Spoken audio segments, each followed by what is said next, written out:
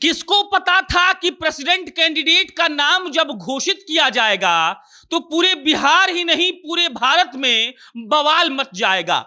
किसको पता था कि जो नीतीश कुमार हमेशा से उल्टा वोट करते हैं वो नीतीश कुमार खुद ही इस बात का ऐलान करेंगे कि हम द्रौपदी मुर्मू जी के नाम से बहुते खुश हैं। और किसको पता था कि विपक्ष जो पिछले 2 साल से प्लानिंग कर रहा था कि चलिए हम मोदी को राज्य के चुनाव में नहीं हरा पा रहे हैं तो क्या हुआ, राष्ट्रपति के चुनाव में हराएंगे और यह साबित करेंगे कि विपक्ष एकजुट है।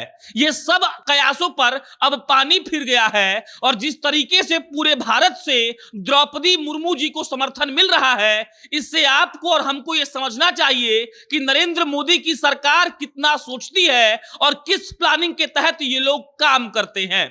एकदम ध्यान से समझिए इस बात को कि जो जीतन राम मांझी चिल्ला चिल्ला कर नरेंद्र मोदी का विरोध अग्निपथ योजना पर कर रहे थे, अपने ट्विटर पर लिख रहे थे कि युवाओं के भविष्य को बर्बाद किया जा रहा है, उसी जीतन राम मांझी जी के प्रवक्ता साहब आकर बोलते हैं कि मोदी है तो मुमकिन है। और उसके बाद सोचिए कि जो जदयू प्रणब मुखर्जी के साथ साथ हमेशा से उल्टा वोटिंग करते आई है, जिस गठबंधन में रहती है उसको धोखा देती है, वो जदयू इस बात का ऐलान कर चुकी है कि हम तो द्रौपदी मुर्मू जी के साथ ही हैं। और उसके बाद बिहार के लिहाज से भले चिराग पासवान के पास एक ही सीट है, लेकिन राजनाथ सिंह की फोन जैसे ही उनके पास आती है चिराग पासवान बिछ जाते हैं और कहते हैं कि भला आदिवासी महिला को अगर आप देश का सर्वोच्च पद देंगे तो हम इनकार थोड़ी करेंगे।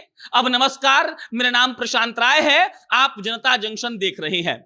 इसी को कहते हैं आम और सरल भाषा में मोदी जी का इफेक्ट। इसीलिए क्योंकि राष्ट्रपति चुनाव के लिए विपक्ष बहुत माहौल बना रहा था कि हम लोग एक ऐसा कैंडिडेट लाएंगे जिस कैंडिडेट पर सबको भरोसा होगा और वो राष्ट्रपति बनेगा और सांकेतिक तौर पर नरेंद्र मोदी की सरकार यहां पर हारेगी। लेकिन यशवंत सिन्हा वो विपक्ष के कैंडिडेट हैं, एक बार भी उनका नाम पिछले 24 घंटे में किसी बड़े नेता ने नहीं लिया है। और इसकी वजह है कि नरेंद्र मोदी सरकार की वो चाल जहां एक आदिवासी महिला को उठाकर पूरे भारतवर्ष में उन्होंने मशहूर कर दिया।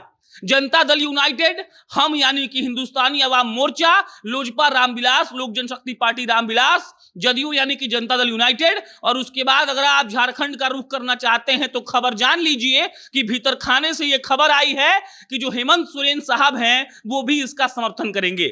उड़ीसा में बीजेडी यानी कि बीजू जनता दल नवीन पटनायक की पार्टी ने समर्थन का ऐलान कर दिया है और इसका आप मतलब ये समझ सकते हैं कि अब द्रौपदी मुर्मू जी को कोई हरा नहीं पाएगा। ये मानकर आप चलिए कि अगली राष्ट्रपति द्रौपदी मुर्मू जी ही होंगी। और इससे आप ये समझ सकते हैं कि नरेंद्र मोदी ने ऐसी चाल चली कि पूरा विपक्ष ही खामोश हो गया। एक वक्त इसकी चर्चाएं चल रही थी कि देखिए जो एनडीए का उम्मीदवार होगा उसके सामने पूरे भारतवर्ष की पॉलिटिकल पार्टी एकजुट होंगी और एक नया उम्मीदवार तैयार करेंगे। तैयार उम्मीदवार हुआ भी, यशवंत सिन्हा के नाम की घोषणा हो गई। और उसके बाद जब ऐलान हुआ कि आदिवासी महिला द्रौपदी मुर्मू जी को कैंडिडेट बनाया जाएगा तो सब धरा का धरा रह गया। अब सोचिए कि अगर आरजेडी द्रौपदी मुर्मू जी का विरोध करती है तो उनको महिला विरोधी कहा जाएगा, आदिवासी विरोधी कहा जाएगा और यह कहा जाएगा कि वो लोग सही तरीके से राजनीति नहीं करते हैं। अगर आरजेडी द्रौपदी मुर्मू जी का विरोध करते हैं तो उनको झारखंड में नुकसान होगा, झारखंड की राज्यपाल है और झारखंड में आदिवासी कई विधानसभा सीट पर तगड़ा अपना हुक्म रखते हैं और उनके हिसाब से यह तय होता है कि कौन हारेगा और कौन जीतेगा। यही सेम चीज अप्लाई होता है जदयू पर। अगर नीतीश कुमार अगर द्रौपदी मुर्मू जी का समर्थन नहीं करते तो वो देखिए उनको कहा जाता कि वो महिला विरोधी हैं, उनकी पार्टी आदिवासियों को आगे बढ़ाना नहीं चाहती है। और जैसा कि हम सब जानते हैं कि जदयू ने खीरू महतो को राज्यसभा का उम्मीदवार बनाया है और इसलिए भी उन पर यह जिम्मेदारी दी गई है कि आप झारखंड में जदयू को मजबूत करिए। सेम चीज सारे नेताओं पर, सारे दलों पर लागू होता है। जो जो द्रौपदी मुर्मू को राष्ट्रपति बनने से रोकेगा उस पर पूरा एकदम बवाल मचेगा और जनता इस बात का फैसला ले लेगी कि वो लोग महिला विरोधी हैं और आदिवासी विरोधी हैं। मतलब कि ये नरेंद्र मोदी की ऐसी चाल है जहां चित भी उनकी है, पट भी उनकी है, वो जो चाहेंगे वही होगा। और जिस तरीके से उनके नाम के ऐलान के बाद पूरे देश भर के नेता उनको समर्थन कर रहे हैं, सारे बाकी पार्टियों को इससे सीखना चाहिए कि आप एक ऐसा कैंडिडेट उनके सामने लाकर खड़ा कर दीजिए कि उनसे कुछ बोलना भी ना बने।